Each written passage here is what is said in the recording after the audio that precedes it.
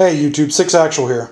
Wanted to make a quick video tonight about some of the firearms that I possess in my arsenal and do a quick product review and tell you a little bit about each one and why I've chosen to go with each one. Okay, we're going to start off with the Glock. I know this is going to upset some people, but I am not a real big Glock fan. Okay, but I do own a Glock. This is my Glock 22. It is in .40 caliber. Well, 6, if you don't like Glocks, why do you own one? Well, a few years back, I had the opportunity to purchase this Glock directly through Glock at a substantial discount, and I went ahead and picked one up because at the price I really couldn't beat it. Now, the only thing that I've done different on this is I have put the rubber piece over the grip because I don't like the standard grip on it. And I understand that with a Glock, it's not a fancy gun by any means, and it is a gun that basically you can drop in the mud and keep shooting and yada yada. Okay, I have shot the Glock. It is a good shooting gun. The trigger is very nice on it. I did put the night sights on the Glock itself when I ordered it custom from Glock, and all in all, it is not a bad weapon, but sorry guys, I'm just not a huge Glock fan. Maybe it's because I have big hands and it doesn't fit around that Glock too well. My second weapon is my Taurus. This is going to be my everyday carry where I keep it concealed and everything. It is also in .40 caliber. This is a Taurus PT 140. I actually need to put a little bling on that barrel there, but this is what I carry every day, and we'll get into holsters and everything else on another video, but this is my everyday carry. I do like it. It is a good weapon. Believe it or not, it fires really well. There's not a lot of kick or anything else to it. Holds 8 rounds. It's very compact, very easy to conceal.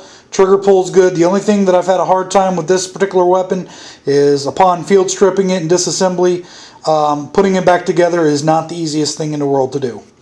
So the reason that I went with .40 cal is because that one's in .40 cal.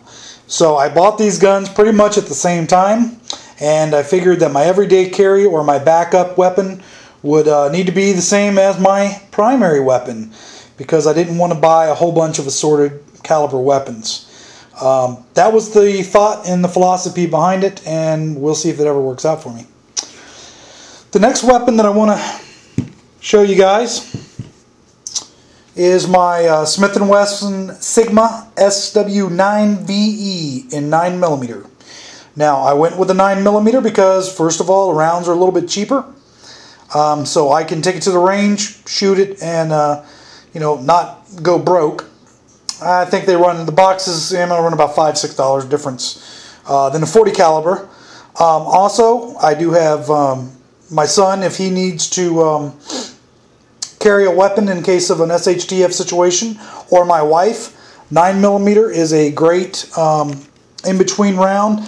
Believe it or not, it does fit rather well in my hand. I'm not left-handed, I am right-handed, but I'm holding the camera. The only thing that I do not like about this weapon is the trigger pull. It has a very heavy trigger pull. I don't know exactly how many pounds it takes to actually discharge this one. Breaks down just like a Glock, by the way.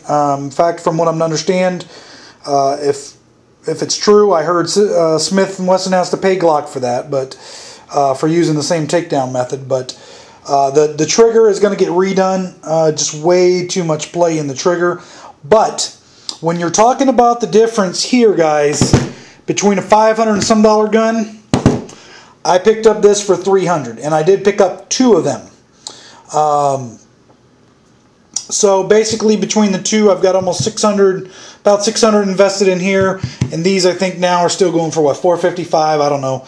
I didn't pay that originally, so there you go.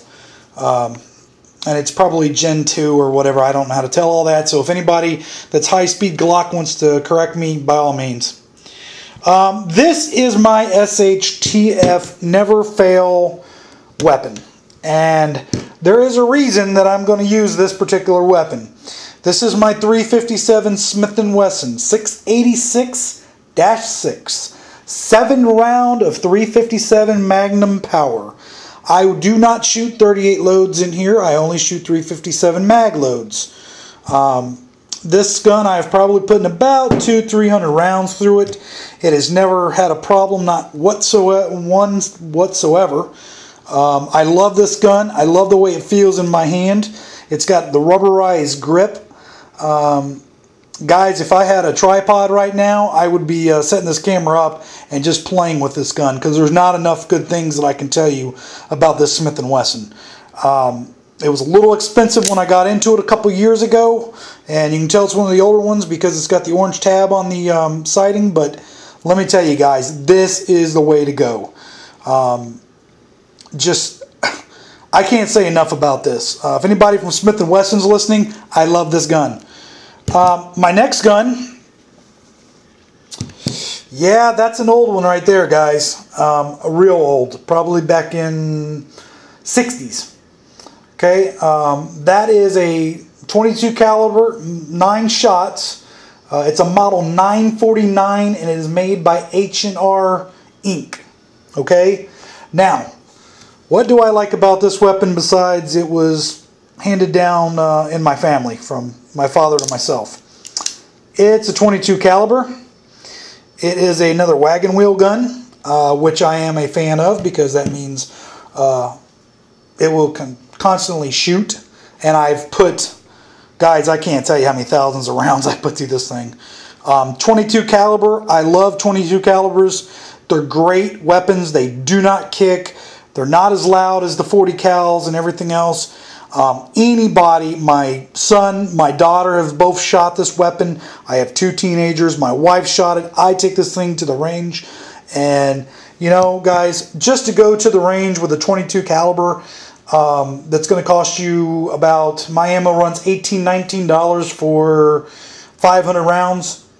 You go to the range, you're there for 30 minutes, 45 minutes, an hour, and you get off the range and you're paid, what, $2, $3?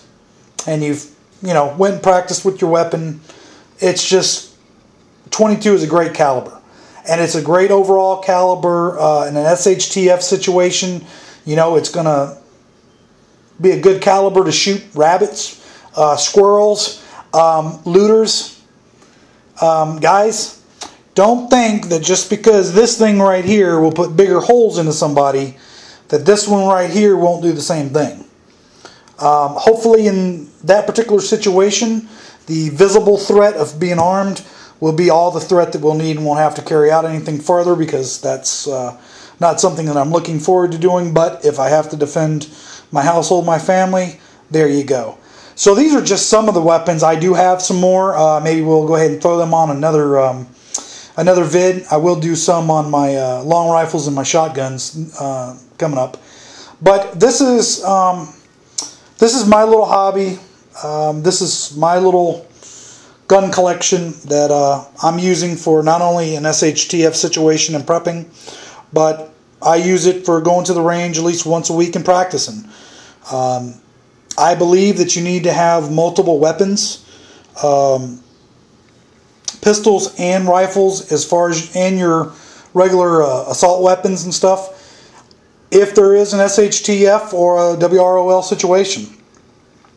You will need them to defend your home, your family. You'll need them to hunt. And hell, if nothing happens, you'll acquire a very nice gun collection.